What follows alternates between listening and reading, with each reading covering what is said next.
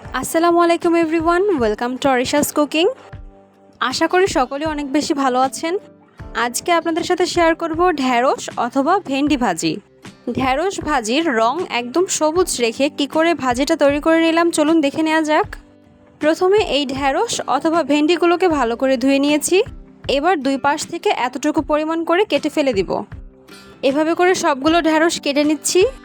আর কেটে নেওয়ার সময় খেয়াল করবেন কিছু ঢ্যাঁড়স এইরকম অনেকটা শক্ত হয়ে থাকে, যেগুলোর দানাও শক্ত হয়ে যায়।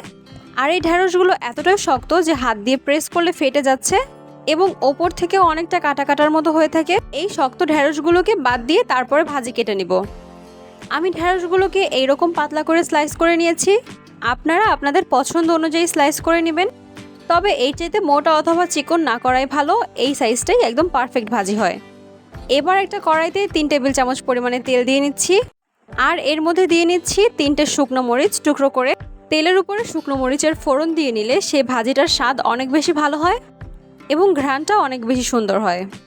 এবার 3টা পেঁয়াজ কুচি দিয়ে নিচ্ছি। পেঁয়াজগুলো এ পর্যায়ে বেশি ভাজবো না, শুধুমাত্র নরম হয়ে আসলেই এর মধ্যে ঢ্যাঁড়সগুলো দিয়ে নিব। এ পর্যায়ে একবার সবগুলো উপকরণকে ভালো করে মিশিয়ে নিচ্ছি।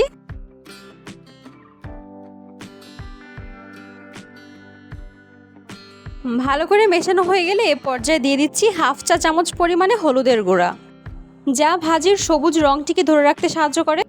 আর দিয়ে নিচ্ছি স্বাদ অনুযায়ী লবণ। এই পর্যায়ে সবগুলো উপকরণ আর একবার ভালো করে মিশিয়ে নিচ্ছি।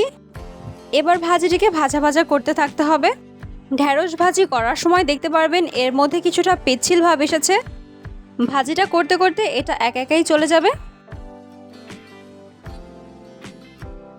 এবার ভাজিটাকে একটু সাইড করে রেখে মাঝে দিয়ে দিচ্ছি কাঁচামরিচ।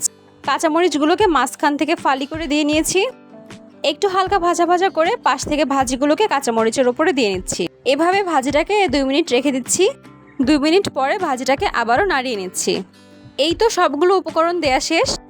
এবারে ভাজিটাকে আপনাদের পছন্দ অনুযায়ী ভাজা ভাজা করে নামিয়ে নিলেই হবে। আমি আর 2 থেকে 3 মিনিট এই ভাজিটিকে করে ভাজিটিকে নামিয়ে নিয়েছি। দেখতে পাচ্ছেন পিচ্ছিল ভাবটা এখন একদমই নেই।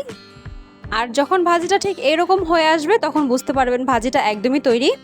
এবারে ভাজিটাকে সার্ভ করে নিচ্ছি। এই তো সহজ ভেন্ডি অথবা ঢ্যাঁড়স ভাজির রেসিপিটা আপনাদের কাছে কেমন লাগলো অবশ্যই কমেন্ট করে জানাবেন। আর যদি ভালো লেগে থাকে অবশ্যই শেয়ার করে দিবেন। এখন পর্যন্ত আমার চ্যানেলটিকে সাবস্ক্রাইব না করে থাকলে এখনই করে দিন। বেল আইকন ক্লিক করতে ভুলবেন না নতুন নতুন রেসিপির আপডেট সবার আগে পাওয়ার জন্য। Thanks for watching. আল্লাহ হাফেজ।